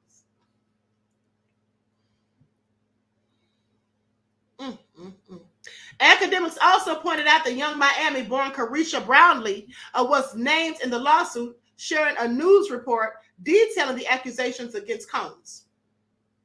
The plaintiff alleges the City Girl rapper's female cousin attempted to have intercourse with him while Combs watched. DJ Academic says they even mentioned Young Miami's stupid A in here. That talk show for show canceled now. She has been running her mouth like Diddy ain't tell her A to lay low. The podcaster continued to disparage Brownlee, alleging that she was complicit in the claims made against Combs and equating their relationship to that of Jeffrey Epstein and the aforementioned Ghislaine Maxwell. He said, and y'all thought I was capping when I said Young Miami moving like she the new Ghislaine Maxwell of the freak-offs. Imagine 50 ninjas coming through to F while playing Act Bad on blast in the background. Gross. Combs is being sued by producer Rodney Lil Rod Jones, who claimed the rap mogul groped, and we already know the rest. I wonder what Young Miami has to say now, because she's looking real bad out here in these streets. Because I absolutely think that she was complicit in those things. I absolutely think that she was complicit in the foolishness. Now, what she better be hoping, because you all remember how it went down with R. Kelly. Do you all remember how some of the people that testified against R. Kelly said that he had some of those people messing around with these underage girls, that he had them doing things and all that to each other? Young Miami better hope that Diddy didn't have her doing anything with those underage girls. Okay? That there's photos of, by the way, allegedly these are photos of the underage girls in the lawsuit filings. All right? So please pay attention. Now, as y'all said, Young Miami gonna start singing like a little Tweety Bird. Everybody's gonna start singing when it all goes down, when it hits the fan. And people start being asked questions and the feds start coming to pay visits, because this is feds. These are federal charges that he's been accused of. So when the feds come knocking and want answers, everybody's gonna start talking then. Everybody's gonna be copping pleas. Everybody's gonna spill all the beans and tea. That's what's gonna happen. Nobody's gonna have Diddy's back. It's going to be every man for himself and God for them all. But of course, God had nothing to do with it. So they better call on Satan, because that's who they've been working at the behest of, allegedly. This is all crazy. All crazy. But let me continue. We're going to wrap this up in a minute. Like stuff, everyone, please like and share. Thank you in advance. There's a few more key points I want to get into.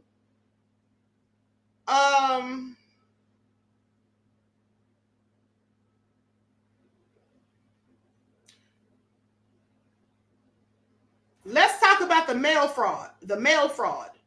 That's M-A-I-L, not M-A-L-E. I know some of y'all have dirty minds. Let's talk about it. Let me go to that section. Okay, so here it is. Defendants committed multiple acts of mail fraud in violation of 18 U.S.C. Statute 1341 in furtherance of the enterprise.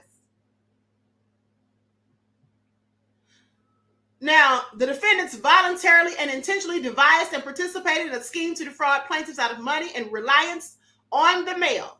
Defendants committed these acts with the intent to defraud Plaintiff Jones and the artists, creatives, musicians, and producers.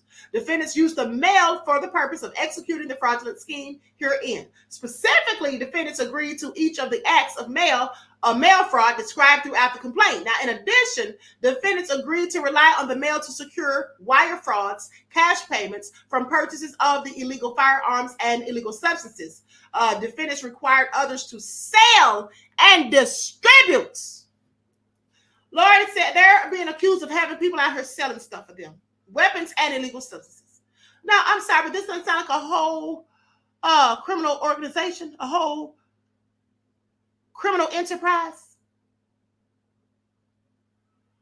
In furtherance of and for purposes of executing the above described fraudulent and illegal course of conduct and scheme to defraud defendants either individually or in combination with themselves, used and caused to be used by U.S. mail by both placing and causing to be placed cash, letters, marketing materials, advertisements, agreements, and other matters in depositories, and by removing or causing to be removed letters and other mailable matters from depositories in violation of the mail fraud statute. They listen to statutes and everything, honey, just to let you know that it's all going down.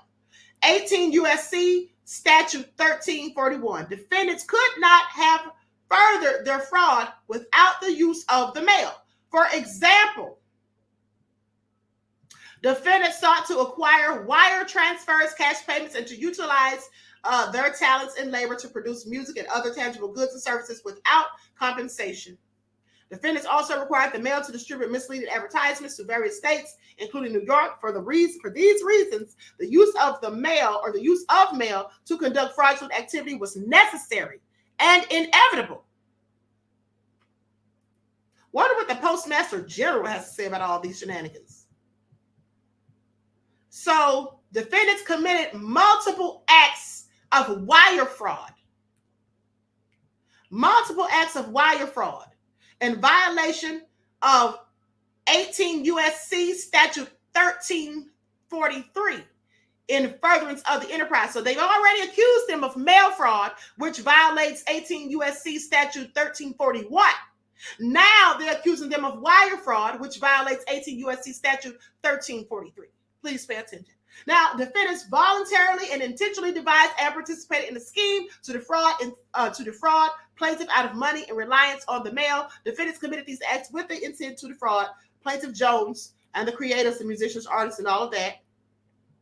Specifically, they agreed to each of the acts of wire fraud described throughout this complaint. In addition, defendants agreed to rely on interstate wires to disseminate funds and to submit payment to the workers, prostitutes, as well as transferring money for the distribution and procurement of drugs and guns. Defendants illegally acquired wire transfers, money transfers, credit cards, and banks. Hold on. And bank accounts. Wait a minute. Say what now? I'm sorry. And bank cards via search engines and other online platforms to further their collective goal of furthering their RICO enterprise. Defendants knew that these online purchases were illegally made. So they made illegal online purchases. They used fraudulent credit cards and bank cards and all this. This is all alleged. Additionally, defendants agreed that defendants should facilitate these fraudulent purchases over interstate wires in furtherance of the fraud. These workers and prostitutes nationwide have been receiving payment from the defendants. So they've been globally getting workers and prostitutes and paying them over the through wire transfers and all that. Do y'all hear this? Tunoid said they're all connected to the secret societies. This is all nefarious. This is all crazy. Honey, we're breaking this all down. Now,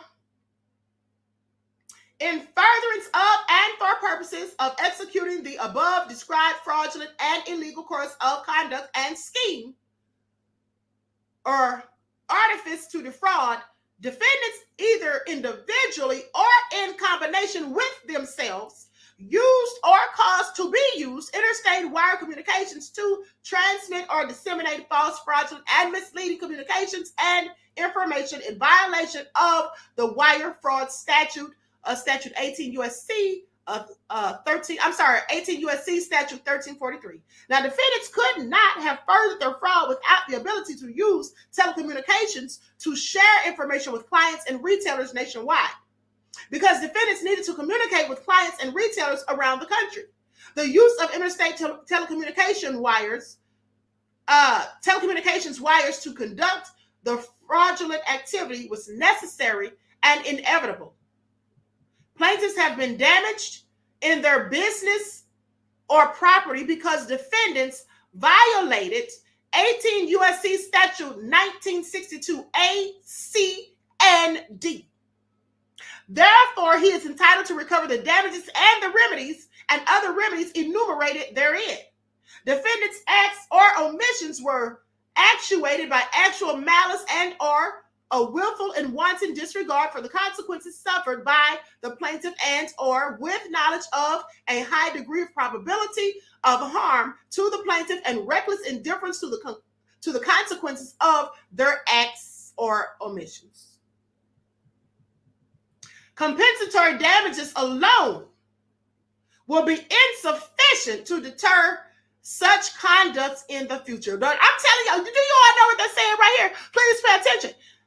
They say compensatory damages alone will be insufficient to deter such conduct in the future. There needs to be a criminal referral to the United States Justice Department as well as to the state's attorney's office. They want them locked the F up.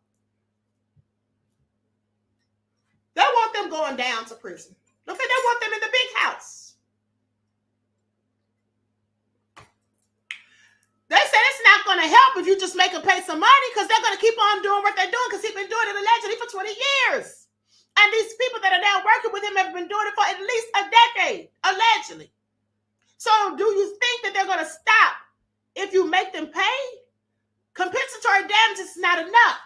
They need to go down. This needs to be sent to the U.S. Justice Department, the United States Justice Department. That's what they said. Wherefore, plaintiff requests that the court issue an order and grant judgment to the plaintiff as follows.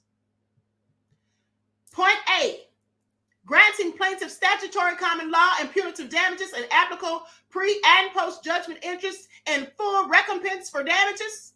Point B, entering judgment according to the declaratory relief sought. Point C, granting plaintiff such other and further relief, including without limitation, injunctive and equitable relief as the court deems just in all the circumstances. And point D, granting plaintiff an incentive or service award reflective of the work done in prosecuting this action, the same time spent and the effort and hard costs invested and results obtained in light of the court's judgment informed by awards in other similar cases of comparable difficulty and complexity. Ooh, honey, this is all nefarious. I'm sorry, Alexa, play I'm Going Down by Mary J. Blige. This is all crazy. Let me write down where I'm leaving off, because we're going to get back into this tomorrow. We're going to get back into this tomorrow.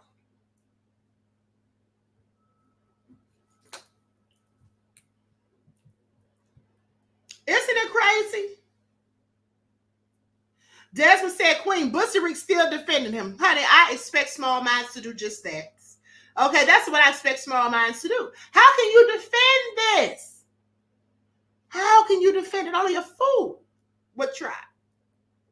Now, other than his attorneys, they've been at least paid to defend him. But anybody else trying to defend these shenanigans is clearly a fool and nefarious. And I have to question them and their judgment. Love Her said, Diddy is going to go out like Nino Brown. He's taking everyone down with him. I know that's right, beloved. That's what I said, honey. Okay, Diddy's going to start singing like a mockingbird. And at the end of the day, when it's looking real bad and he knows that it's no way out and the doors of the cell are about to close behind him, Diddy is probably going to take himself out, honey. I just believe it. Diddy's not going to sit in that cell with R. Kelly. No. Queen, are we still talking about Sean Honeycombs? Yes, that's exactly what we're talking about, beloved. I'm done now for the day. We're going to get back into it tomorrow. But here's the thing. This is all just real bad, okay? This man and his attorneys, they're not just asking for money. See, this is what people were saying about Cassie. I want you all to pay attention. This man played his hand very well. I don't care what anyone says. He played his cards very well. Do you understand me? Because when Cassie filed the lawsuit, Cassie didn't say anything about jail time. After all that stuff Cassie went through, she just wanted to be compensated and move on with her life. Cassie didn't care if he went to jail or not, apparently. But this man, they want him to go to prison. You see, because of all of these allegations and things that have been levied against Diddy, if all of these things are true, even a fraction of them are true, Diddy definitely needs to be off the streets. He definitely needs to be in prison. Mad Dog Jack said there's no way out. Absolutely. Okay? Absolutely. Honey, I don't think Diddy's going to be able to take it because you all remember what I told you about the city college incident. Okay? He wanted to take himself out for that. And this is so much more extreme in the magnitude of it. This is all so crazy, including nefarious. Entertainment Now said Diddy should go. Diddy should go if this is true, and so should all the others doing the same thing. Yes, and that's what they want. You see, that's why they methodically listed all of those people one after the other in every point they were making. They listed each of them in every cause of action. But hold on, before I go, I almost forgot to tell you all this. Let's talk about the preservation notice. Let's talk about the preservation notice before I go. Hold on. Let me pull this up. Lights up, everyone, please like and share. We're almost at the 2 hour mark.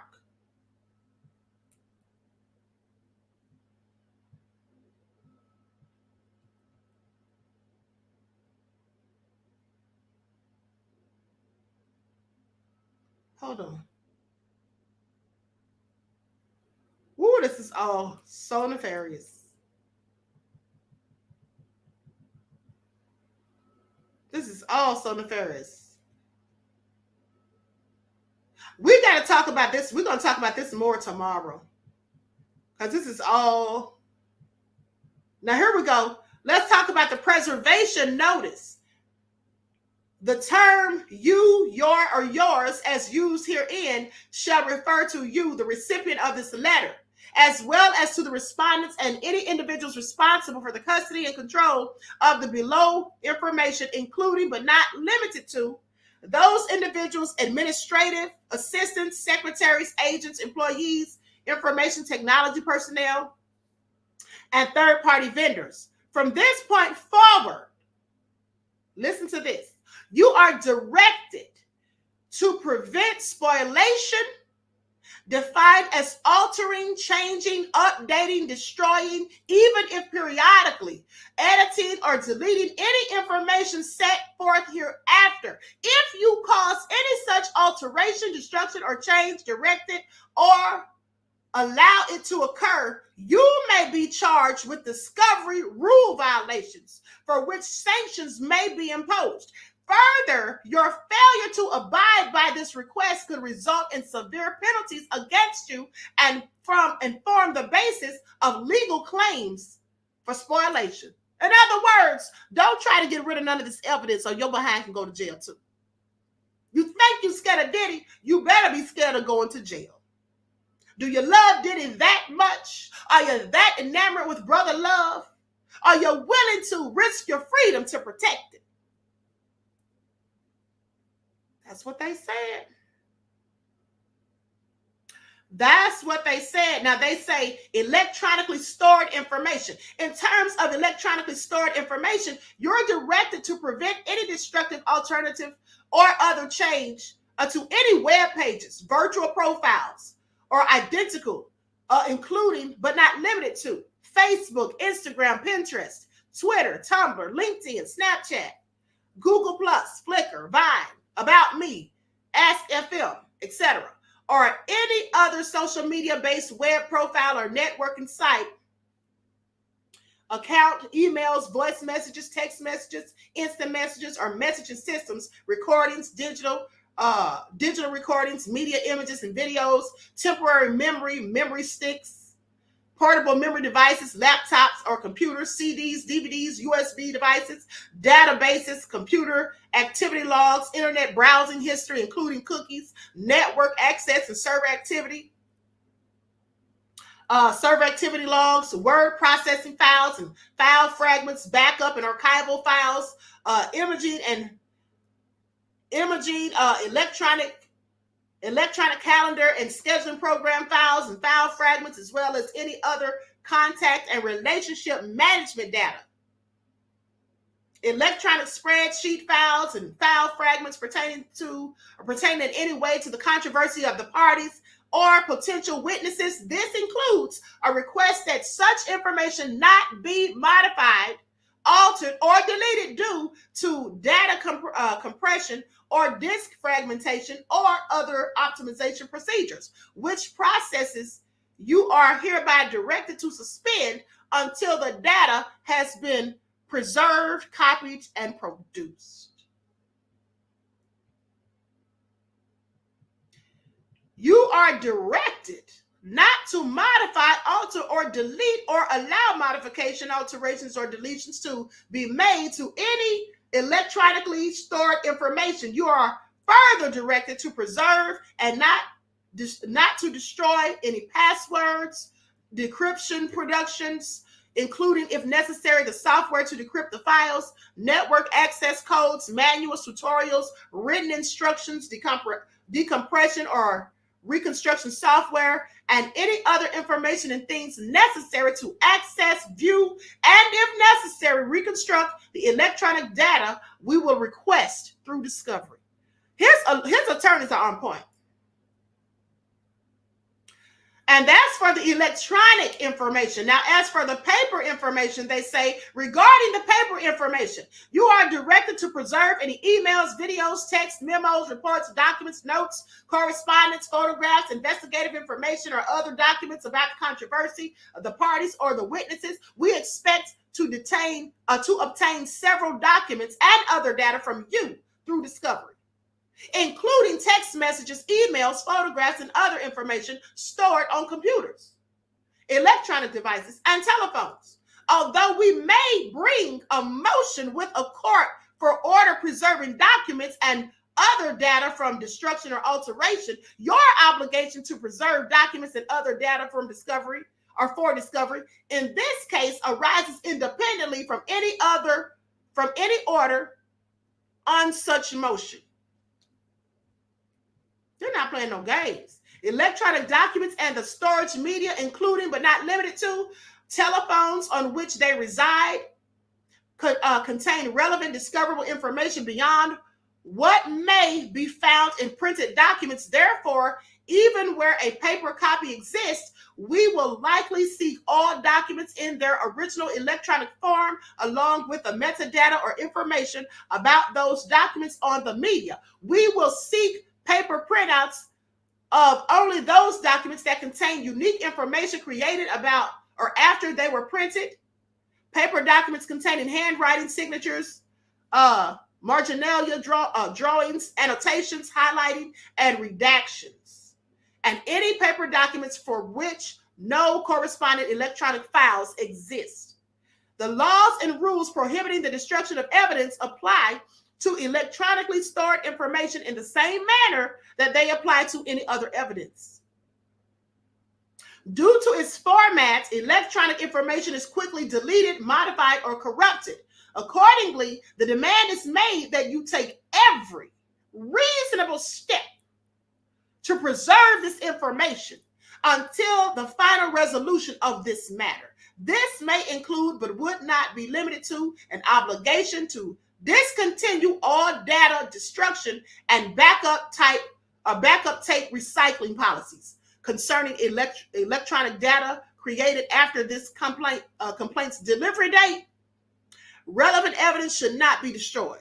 You must take the steps necessary to avoid the destruction of such evidence. This was dated February 26, 2024, signed T.A. Blackburn Law, PLLC.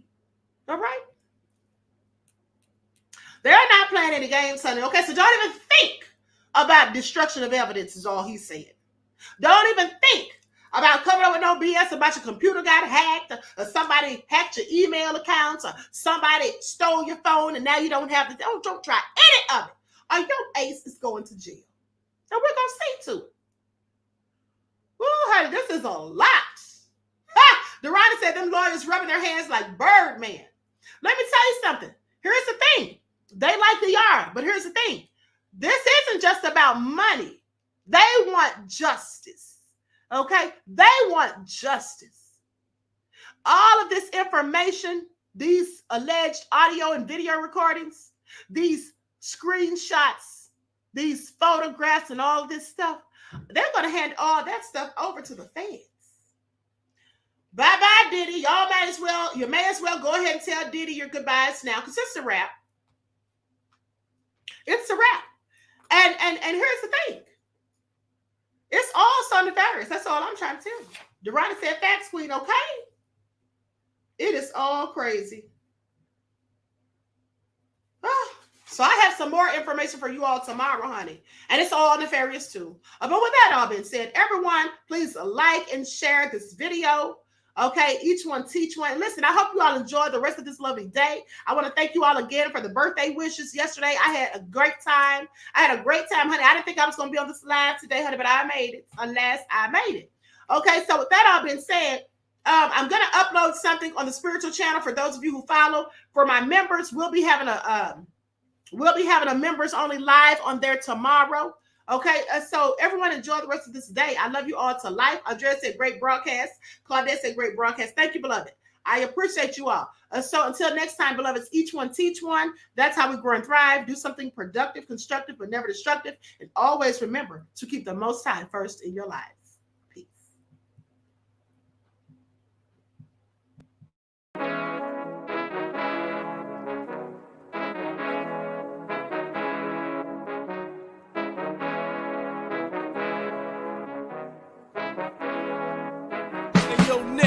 With that flavor all in my skin, God all in my blood, kings all in my circle. You touch one of mine and you're done. They show no love for the queen. Why you hating on me? Is it cause I'm free and I got Malcolm X in my jeans? I got dreams like King Luther, shed blood like Kunta. You ain't helping my people, I ain't got nothing to say to ya. I want all the smoke like hookah.